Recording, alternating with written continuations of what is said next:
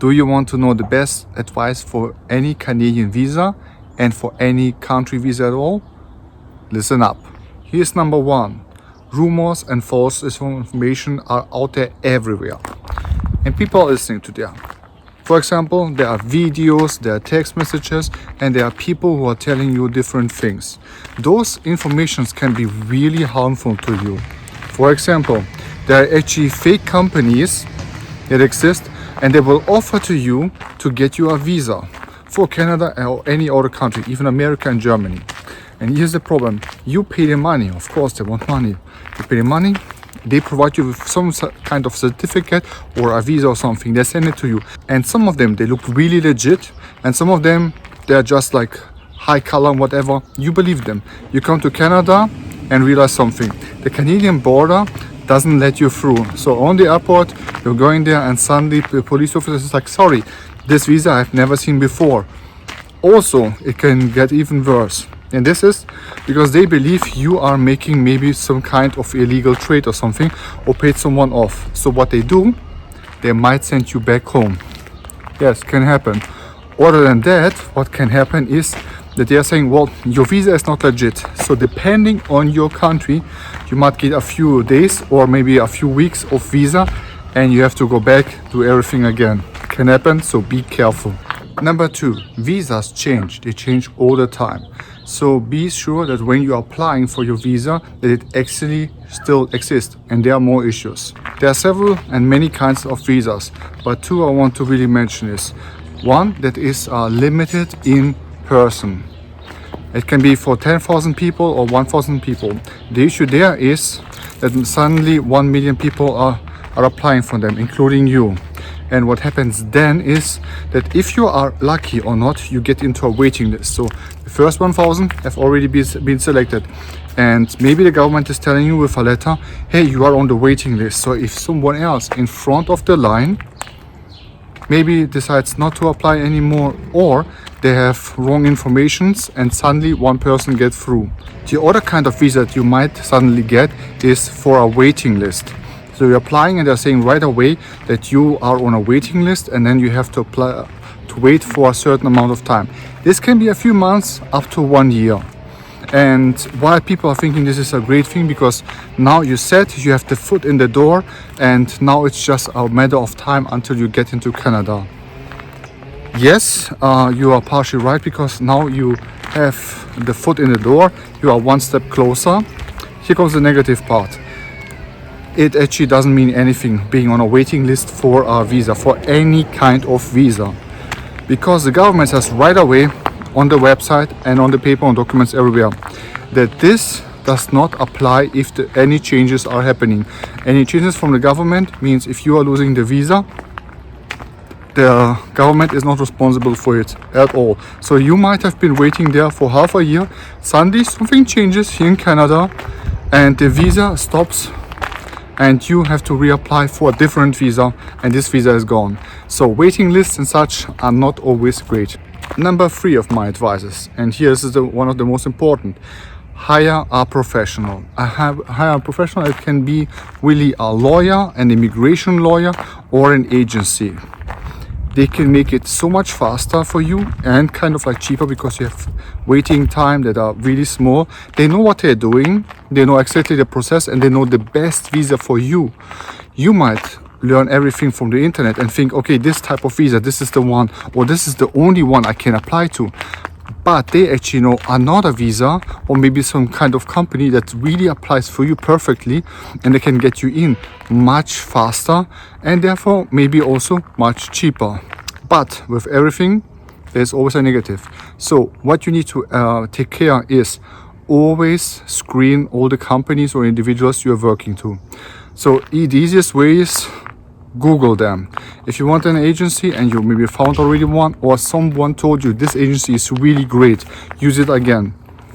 Make sure you yourself at least Google them. Look them up in Google and read all the reviews. And if they're in different languages, just let Google translate them.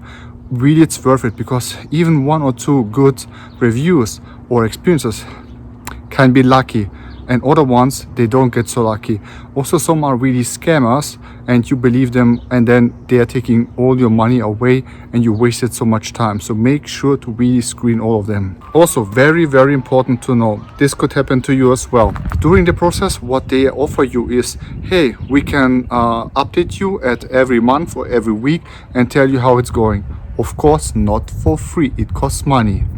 However, the only thing what they can tell you are three things. Number one, your visa is still in process. Number two, it got denied. Number three, you got accepted. Here's the problem.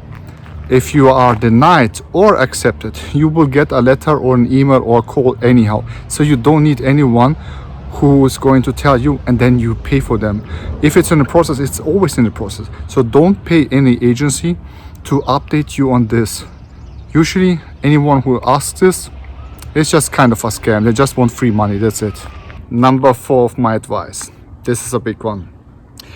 Be prepared to spend a lot of time and money for your visas. The reason is simple.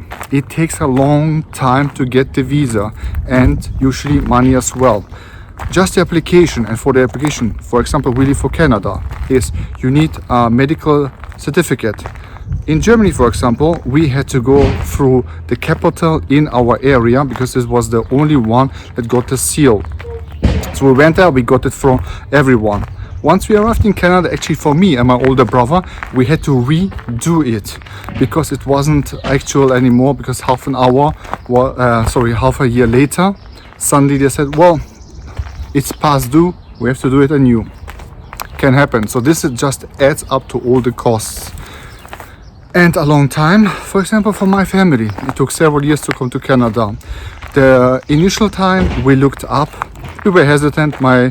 I didn't want to go when I was a kid and my parents were not sure, so we stopped the application. Later on, my father started the whole application again, informed himself, and because he was doing it himself and with friends and family, it took a while to get all the information. This was 13 years ago, or rather 15, 16 years ago when my father started.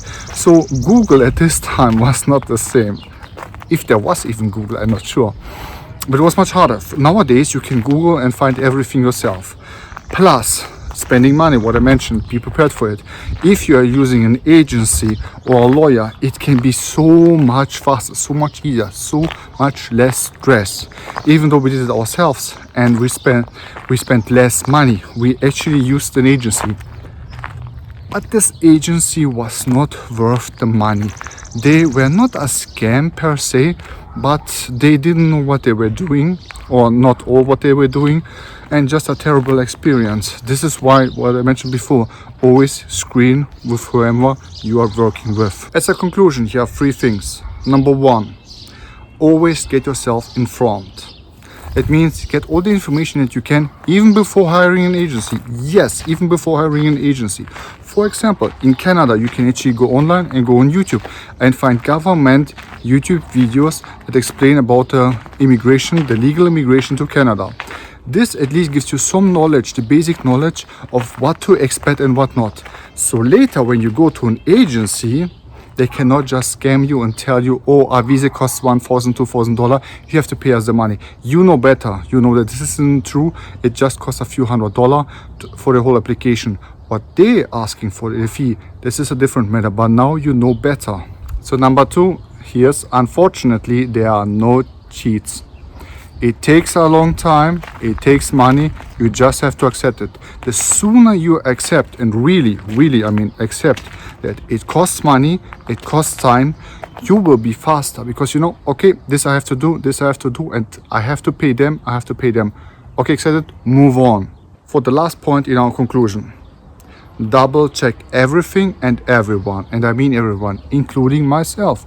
Don't just believe everything I'm saying. Double check it with other YouTubers, with anything that you read. Because guess what? There are people lying to you and there are many people who don't know anything.